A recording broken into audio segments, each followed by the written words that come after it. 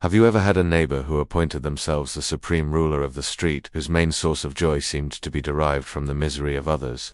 I have, and her name was Brenda. She tried to find me into oblivion over a set of rules that didn't even apply to me. But she made one critical mistake. She assumed I was just another homeowner she could bully into submission. What she didn't know was that my quiet, unassuming day job as a Geographic Information Systems (GIS) analyst, 4th City's planning department, had given me a very particular set of skills that made me a nightmare for people like her who build their little empires on foundations of ignorance and assumption. My name is Alex, and all Eva really wanted was to be left alone to tend to my vegetable garden and enjoy the small slice of suburbia I'd worked so hard to afford.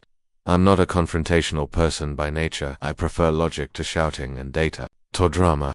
But when Brenda and her homeowners association, the prestigious Vistas HOA, decided to declare war on my prize-winning heirloom tomatoes, they forced my hand. This isn't just a story about petty neighborhood it's a story about how unchecked, petty authority can fester into something genuinely malicious, and how a little bit of quiet, methodical research can bring the whole rotten structure crashing down. It's about how I took Brenda's crusade against me and turned it into her own public, legal, and financial self-immolation. She thought her Binderoff rules was the law of the land, but I had something better: certified, legally recorded, and indisputable geographic truth. Have you ever felt completely powerless against a bureaucrat on a power trip? Well, stick around, because I'm going to tell you exactly how I dismantled one piece by painstaking piece, in a courtroom, leading a judge to ask the one question that made her entire world crumble. I promise. Thejani, from her first smug notice to the look on her face when the judge laid out her folly, is a trip worth taking. She wanted to find me for rules I didn't have to follow. But in the end, she was the one who was about to pay a very, very steep price.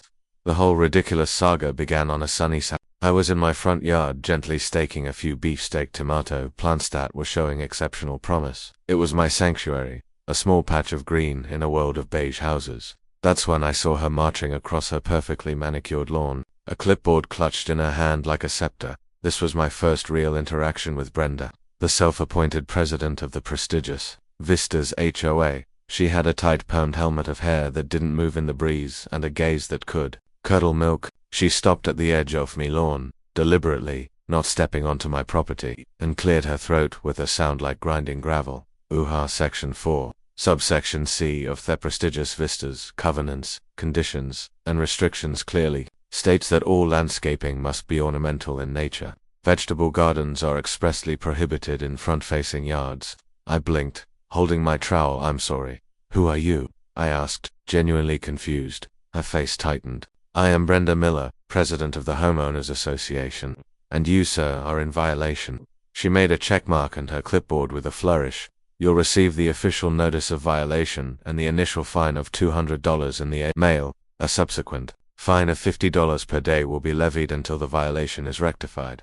I put the trowel down and wiped my hands on my jeans, trying to keep my tone reasonable. Look, Mrs. Miller, I think there's been a misunderstanding. I don't belong to an HOA. I bought this house 2 years ago, and there was nothing in my closing documents about an HOA. I've never paid any dues, and I've certainly never seen these covenants you're talking about. She let out a short, sharp laugh that was utterly devoid of humor. Oh, that's what they all say. Ignorance of the bylaws is not an excuse. Your property is within the prestigious Vistas development, and you are therefore subject to its rules. Check your mail. She turned on her heel and marched back to her beige castle, the personification of unearned authority. A few days later, just as had promised, the letter arrived. It was on cheap letterhead with a clip-art picture of a generic McMansion at the top, officially notifying me of my transgression and the fine.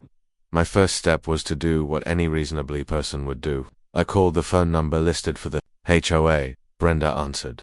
I calmly explained the situation again, reiterating that my title search and closing paperwork were completely devoid of any mention of a HOA. That's an issue between you and your title company, she snapped. As far as the association is concerned, you are a member. You are in violation and the fines are accruing. Pay them and remove the fending garden. I tried to reason with her, suggesting we look at a map or development plans together. I don't have time to educate you on your own legal obligations, she said before hanging up on me. That was my first attempt at a peaceful resolution. It was rebuffed with condescension, and This was when the frustration started to curdle into something else. Determination. Brenda had made it clear that she wasn't interested in facts or discussion. She was interested in power, and that's when she escalated things. The next week, I received another letter, this time for my mailbox, which was a standard issue black metal box, same as half the others on the street. Apparently, it violated Section 6, subsection A, which required a specific executive-style bronze mailbox that could only be purchased through the HOA's approved vendor for the low price of $400. The fines were piling up and the letters were becoming more threatening, mentioning property liens and legal action. She was doubling down, confident in her power. It was clear that logic wasn't going to work with this woman. I had to speak a language she couldn't argue with. It was time to stop being Alex the gardener and start being Alex the GIS analyst. My journey into the bureaucratic labyrinth of my own neighborhood had begun.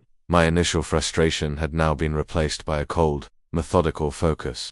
Brenda's dismissive attitude was the catalyst I needed. If she wouldn't listen to reason, she would have to contend with indisputable documented facts. My officiate, the city planning department, was a treasure trove of geographic data, but I knew I had to conduct this investigation my own time and with my own resources to avoid any conflict of interest. My first step was to move beyond my own closing documents and delve into the public record. On my lunch break, I went down to the county recorder's office, a place filled with the dusty, satisfying scent of old paper and permanent ink. I started by pulling the deed and title history for my own property parcel. As I suspected, my paperwork was clean. There were no covenants, no restrictions, and no mention of being subject to the prestigious Vistas Homeowners Association. This was my baseline, my control group in this experiment. The next, more critical step was to find the founding documents for the HOA itself. I searched the county database for prestigious Vistas HOA, and there it was, a package of documents filed 11 years ago. I paid the fee for a certified copy of the entire file, articles of incorporation, the bylaws, and most importantly, the declaration of covenants, conditions, and restrictions, or CC rupees lachins. I spent the evening at my dining room table, with a highlighter and a fresh pot of coffee poring over the dense legalese. The document was exactly as pompous as Brenda's attitude, full of self-important clauses about maintenance, use, harmony, and property values.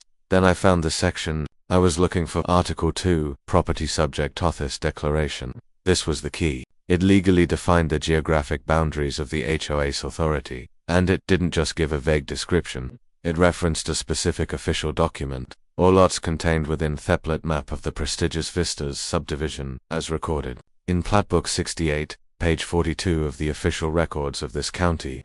This was the smoking gun I was looking for. An HOA's power is not abstract. It is tied to specific legally defined parcels of land. If your property isn't on that map, you aren't bound by their rules. It's that simple. The next morning, I was back at the county recorder's office, this time asking for Plat Book 68, page 42. The clerk returned with a massive, heavy book. We carefully opened it to the correct page, and I felt a surge of there, in crisp black and white lines, was the official map of the prestigious Vistas subdivision. I took a high-resolution photo of it with my phone and then paid for a large format-certified copy. Back at home, I fired up the professional GIS software on my personal computer. This was my home turf. I scanned the certified plat map and georeferenced it, aligning its coordinates with the county's official digital parcel map. This process digitally drapes the old paper map over a modern, accurate map of all. The result was a crystal-clear color-coded visual. The solid bold lines of the prestigious Vista subdivision were laid out perfectly. I then toggled on the layers showing my own property parcel, and there it was, the aha moment. My property, along with 4 other houses on the west end of my street, sat just outside the thick black boundary line of the prestigious Vistas plat. We were an island. I dug deeper, pulling the plat map for my own parcel subdivision, Oakwood Terrace Unit 2, which was recorded in 1987. A full 15 years before prestigious Vistas was even a glimmer in a developer's eye. Our little cul-de-sac, an older separate entity that the newer, larger subdivision had simply been built around. Brenda, and likely the boards before her, had made a colossal assumption. They saw a contiguous street and just assumed it was all theirs. They had been enforcing their rules, and as I would soon discover, illegally collecting dues and levying fines on 5 properties that were entirely outside their jurisdiction. This was no longer about a vegetable garden or a mailbox. This was about systematic illegal overreach. My initial anger was now gone, replaced with the thrill of the hunt. I had the truth. Now I just needed to build the perfect trap. To present it, discovering the truth on a map was one thing, deploying it effectively was another. A simple cease and desist letter from me would be dismissed by Brenda as the ramblings of a delinquent homeowner. She was too invested in her own authority to ever admit a mistake based on a letter. No, this required a more public and legally binding platform. Her arrogance was her greatest weakness, and I decided to use it as the bait. My strategy began to form, a multi-stage plan designed to let Brenda build the case against herself. My role would be to simply provide her with enough rope and then stand back and watch her fashion her own noose. First, I needed to know if my neighbors were in the same boat. One evening I took a casual stroll down to the other 4 houses on my end of the street. The ones that my mapping had shown were all outside the HOA's legal domain. I started with Tom, a retired mechanic. HOA is always tinkering with his classic car in the driveway. I approached him not with maps and legal documents, but with a simple question. Hey Tom, quick question for you.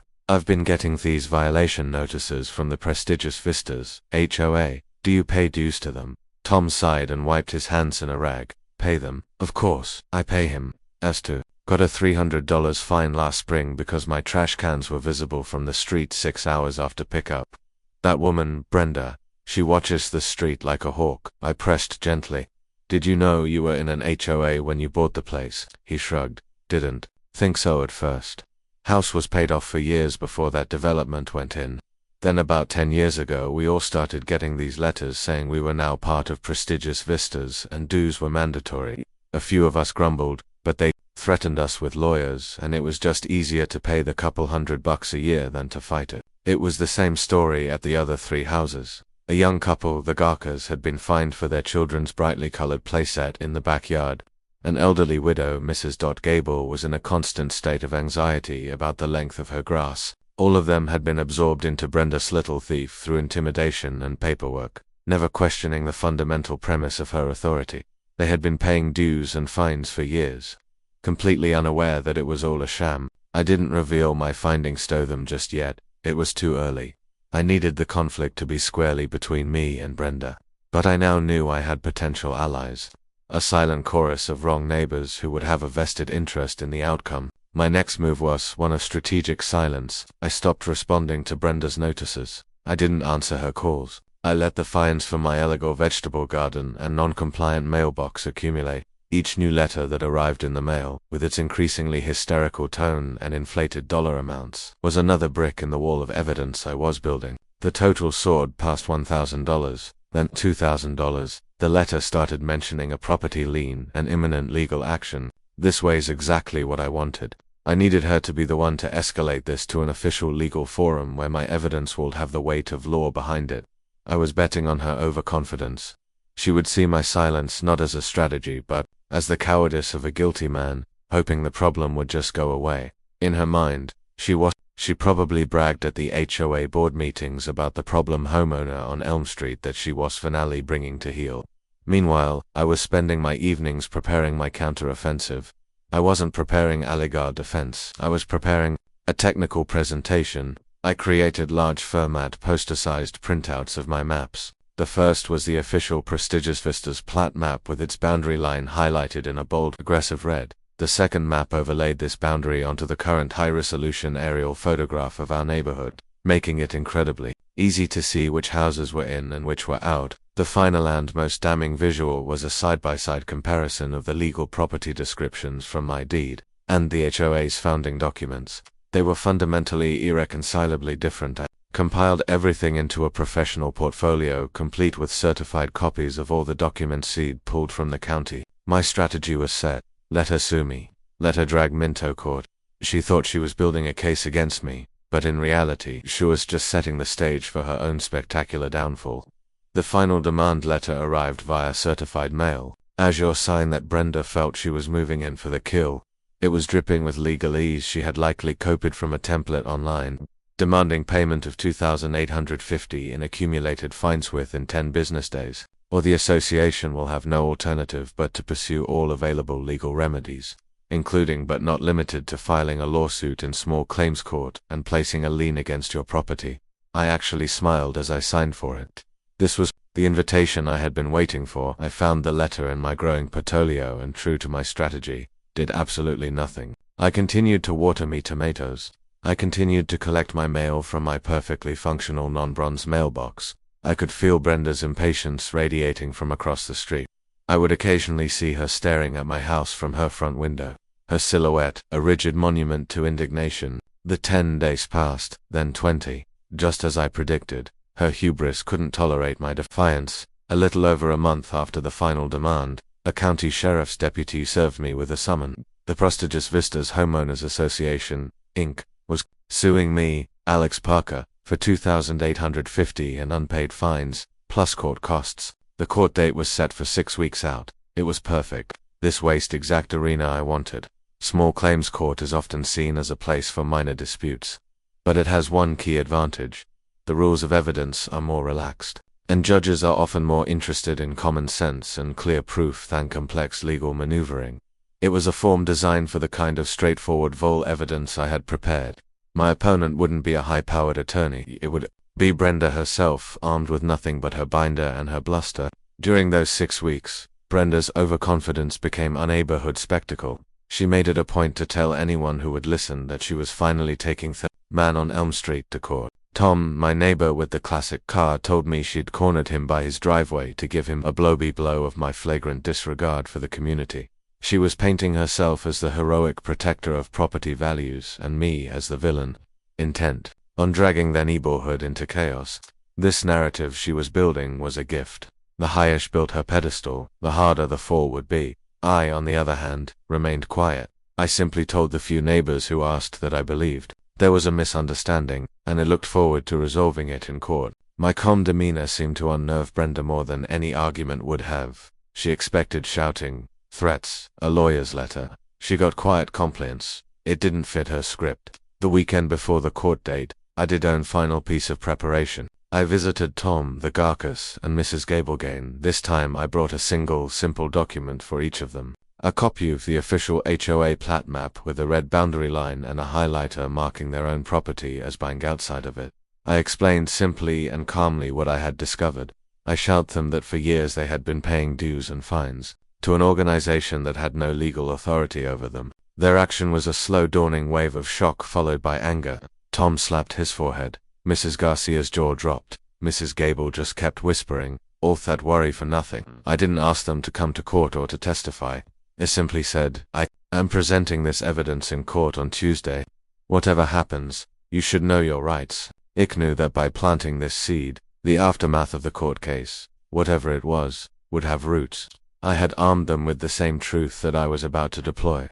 The stage was now fully set. Brenda, the overconfident antagonist, was walking willingly into a venue where her power was an illusion. She was oblivious, surrounded by neighbors who were now quietly aware of her deception, and she was about to face off against Armin, who had replaced emotion with evidence. My portfolio of maps and documents sat by my front door, ready. The trap was laid, the bait had been taken, and the mechanism was about to spring. The morning of the court date was bright and clear, a stark contrast to the storm that was about to break inside the county courthouse. I dressed it in a simple suit and tie, not to play lawyer but to show respect for the process. My portfolio felt heavy in my hand, a dense collection of facts and geographic truth. I arrived early and took a seat in the back of the small courtroom. It was a functional, unadorned space with fluorescent lighting and worn wooden benches. A few minutes later, Brenda arrived, flanked by 2 other women I recognized from the neighborhood, presumably her HOA board cronies.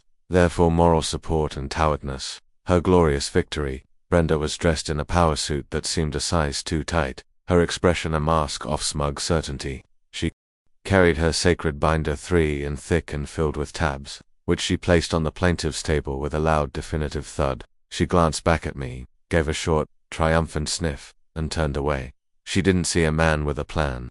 She saw her final victim. When our case was called Prestigious Vistas Homeowners Association versus Alex Parker, we approached our respective tables. The judge, a middle-aged woman named Judge Marion Shaw, looked over the case file with a practiced, weary expression. She had likely seen 1,000 petty disputes just like this one. "All right," she said, looking at Brenda. "You're the plaintiff. State your case." Brenda stood up, radiating self-importance. "Your Honor," she began, her voice ringing with rehearsed drama. "I am Brenda Miller, president of the prestigious Vistas HOA for over a decade.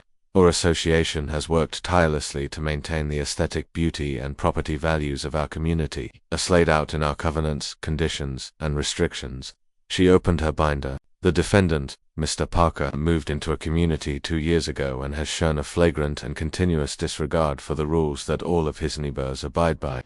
She then launched into a detailed and surprisingly venomous account of my violations. She presented photos of my tomato plants, calling them an agricultural eyesore. She presented the notice for unapproved mailbox. She meticulously detailed every fine, every warning letter, every registered notice, showing the judge a stack of paperwork that documented her side of the story perfectly. "We have given Mr. Parker every opportunity to comply. Your Honor, we have been patient, but his refusal to follow the same rules as everyone else undermines the very fabric of our community. He owes the association $2,850 in fines, and we are simply asking the court to compel him to pay what he owes." She sat down, looking immensely pleased with herself. Her supporters on the bench behind her nodded in agreement. Judge Shaw turned her gaze to me. "Mr. Parker, your response to the allegations." I stood up, took a deep breath, and walked not to the judge's bench, but to a small easel that stood near the witness stand. I placed my portfolio on it. "Your Honor," I began, my voice calm and steady, "I'm not here today to argue about the aesthetics of my tomato plants or the color of my mailbox." Brenda scoffed loudly from her table. The judge shot her a warning glance. "I'm here," I continued, "because this entire case is predicated on a fundamental error of fact. The prestigious Vistas Homeowners Association has no legal jurisdiction over my property whatsoever." A murmur went through the small audience. Brenda's face, which had been a mask of triumph, now showed the first flicker of confusion. This wasn't the argument she had prepared for. "Your Honor, may I present my evidence?" The judge nodded, expression now one of genuine curiosity. My plan was in motion. The first piece of doubt had been introduced. The tension in the room began to shift, moving away from Brenda's narrative of a delinquent homeowner and toward the mystery I was about to unravel. The public reveal was at hand. I unzipped the portfolio and pulled out my first exhibit, the large poster-sized printout of the certified plat map for the prestigious Vista subdivision, the very one referenced in their own founding documents. I placed it on the easel. The black and white lines were stark and clear under the courtroom lights. "Your Honor," I said, addressing the judge, but acutely aware that Brenda and her board members were craning their necks to see. "This is a certified copy of Plat Book 68, page 42, from the County Recorder's Office.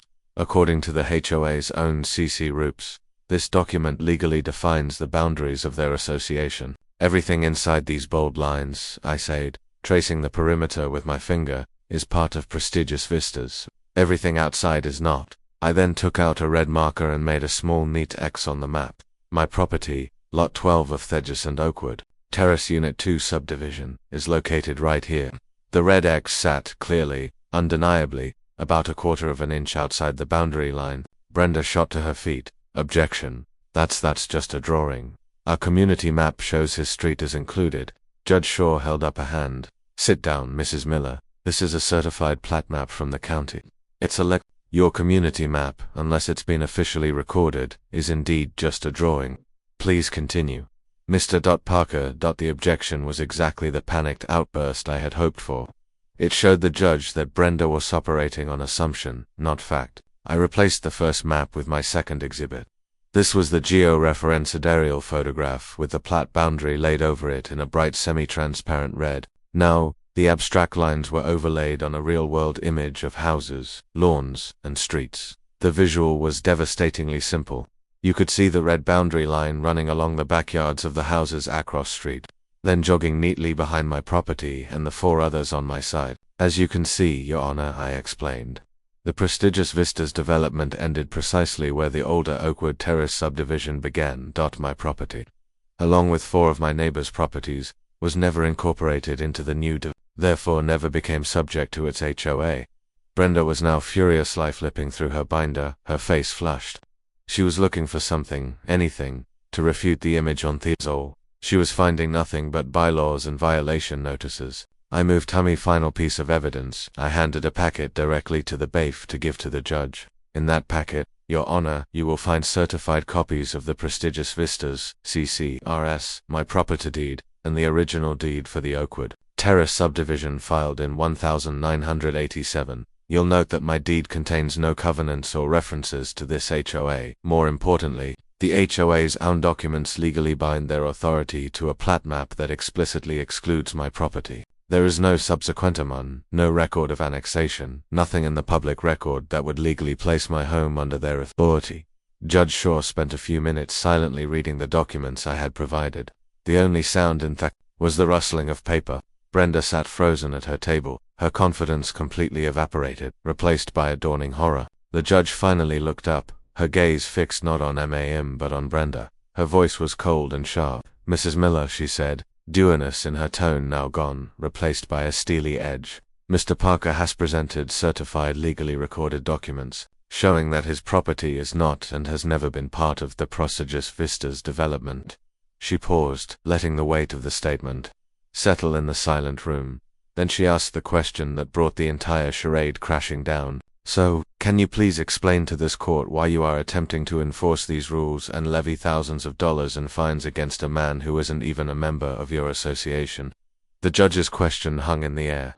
A perfect, devastating silence amplifying its impact. Every eye in the room was on Brenda. The mask of righteous indignation had melted away, revealing a face of pure panicked shock. Her mouth opened and closed a few times, but no sound came out. Her meticulously organized binder, her symbol of power, now seemed like a useless prop.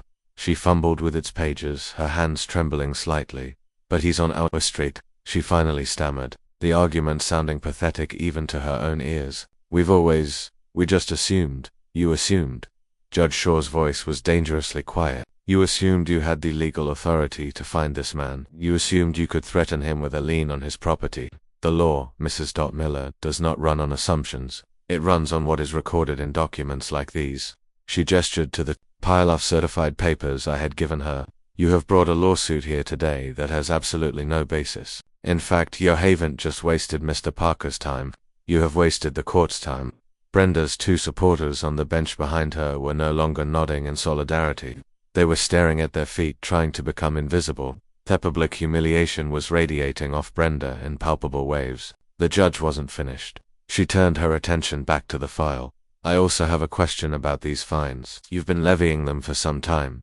Mr. Parker, have you ever paid any dues or prior fines to this association?" "No, Your Honor," I replied calmly. "I haven't." The judge looked back at Brenda. "But have you collected dues or fines from any of his neighbors on that city of the street? The ones also located in the Oakwood Terrace plat? This was the kill shot." Brenda's face went from flushed to ghostly white. Sheck knew exactly what Tom Vagarkas and Mrs. Gable had been paying for years. Lying to a judge was a very bad idea, but telling the truth would be admitting to years of what amounted to extortion. She remained silent. "I see," the judge said, her tone making it clear that Brenda's silence was a confession. "Let's conclude this matter. The case of prestigious Vistas HOA versus Alex Parker is dismissed with prejudice." That meant she could never bring this specific suit against me again. "Furthermore, I am ordering the plaintiff, the prestigious Vistas HOA, to pay Mr. Parker's court costs. And Mr. Parker," she said, looking at me, "I would advise you to send this association a formal letter demanding they cease all contact and remove your information from their records. If they contact you again, it may constitute harassment." Then she delivered the final blow, looking directly at Brenda. "Mrs. Miller, I would strongly suggest you and your board of directors consult with an actual attorney immediately. You need to conduct a full audit of your membership records and identify every single property you have been improperly treating as part of your association. You also need to figure out how you're going to reimburse them for every dollar you have wrongfully collected, because based on the evidence I've seen today, your association may be facing some very significant legal and financial liability. We are done here." The gavel came down with a sharp crack that seemed to echo Brenda's shattered authority. She just sat there stunned as I gathered in maps and documents. As I walked out of the courtroom, I made eye contact with her. There was no anger left in her eyes, just a hollow, defeated look.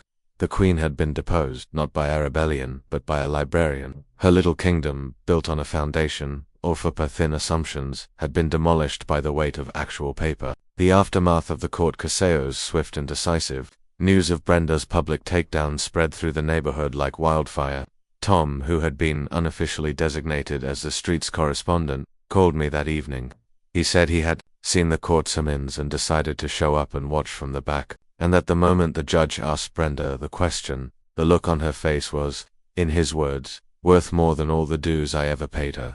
My quiet act of arming my neighbors with the truth beforehand had turned them from passive victims into an active, informed group. By the time it got home from the courthouse, a small delegation consisting of Tom, the Garcus, and Mrs. Gable's son was waiting for me. They weren't just curious, they were organized. Mrs. Garcia, who learned was a paralegal, had already drafted a formal letter on behalf of the 5 excluded households.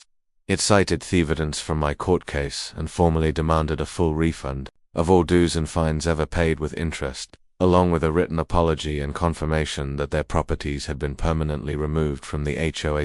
The letter gave the HOA board 30 days to comply before they would collectively seek legal counsel to pursue a class action lawsuit for unjust enrichment and harassment. The house of cards that was Brenda's authority didn't just fall, it was scattered to the winds. The HOA board convened an emergency meeting from which Brenda was conspicuously absent. One of the women who had flanked her in court, a slightly more reasonable person named Susan, was appointed acting president. She called me a week later, her voice filled with apology and panic. She profusely apologized for the grievous and assured me that my property and the others had been scrubbed from their systems. She confessed that their internal records were a complete mess based on hand-drawn maps and spreadsheets passed down from one board to the next without any verification against official county documents. My meticulous research had exposed a decade of institutional sloppiness. The financial implications were severe for the HOA. The total amount of dues and fines wrongfully collected from the 5 properties was over $30,000. To pay it back, they had to levy a special assessment on the actual members of prestigious Vistas. You can imagine how popular that made Brenda's legacy. She was forced to resign from the board in disgrace. Her reign as the pettiest of the neighborhood was over. The for sale sign that appeared in her yard a month later was the final satisfying punctuation mark on the entire affair. My victory was not just personal, it had a broader positive impact. The new HOA board, terrified of further legal trouble, did a complete overhaul of their procedures. They hired a management company and an attorney to ensure every aspect of their operation was legally compliant. The era of clipboard-wielding desperates was over, replaced by professional and far more boring bureaucracy. My life returned to the peaceful quiet I had always wanted. My tomato plants thrived, unbothered by threats of fines. My standard black mailbox continued to receive my mail. I had achieved my goal, not through shouting or anger, but through the calm application of my specific expertise. Justice had been served neatly and efficiently. Looking back on the whole absurd affair with Brenda and the prestigious Vistas HOA, I realized the most important lesson I learned wasn't about property law or how to win in small claims court. It was about the nature of authority and the importance of questioning it. Brenda's power wasn't derived from any legitimate source. It was derived from the collective assumption of her victims that she knew what she was talking about. For years, people just paid the fines and followed the rules because it seemed easier than fighting. They yielded to the illusion of authority because the alternative confrontation and research seemed too daunting. My personal victory wasn't just about getting to keep my vegetable garden. It was about refusing to be a passive participant in a system I knew was wrong. I was fortunate that my professional skills as a GIS analyst directly applied to the problem, but the core of my strategy is available to everyone. Don't take a bureaucrat's word for it, verify. The truth is almost always out there waiting in a public record, a dusty file, or an online database. It just requires the pettiest to look for it. The satisfaction I felt wasn't just from winning. It was from seeing the system correct itself. The positive change in the neighborhood was palpable. The fear and anxiety that Brenda had cultivated were gone, replaced by a sense of empowerment among my neighbors. They learned, as I did, that a binder full of rules is meaningless if the person wielding it has no right to do so. They were no longer afraid of a letter in the mail. They knew to ask the fundamental question, by what authority? This entire experience reinforced my belief in a quiet, methodical approach. In a world that's often loud, angry, and chaotic, there is immense power in being a calm person in the room who has done their homework. Brenda's strategy was to be loud and intimidating. My strategy was to be quiet and prepared. In the end, facts simply outlasted feelings. The clear, unchangeable lines on a map were more powerful than all her bluster and threats combined. My final messagetto, anyone reading this who might be facing their own Brenda, is this: do not underestimate your own ability to dismantle injustice. You don't need to be a lawyer or a confrontational person. You just need Tobe, curious, diligent, and unwilling to accept an answer that doesn't feel right.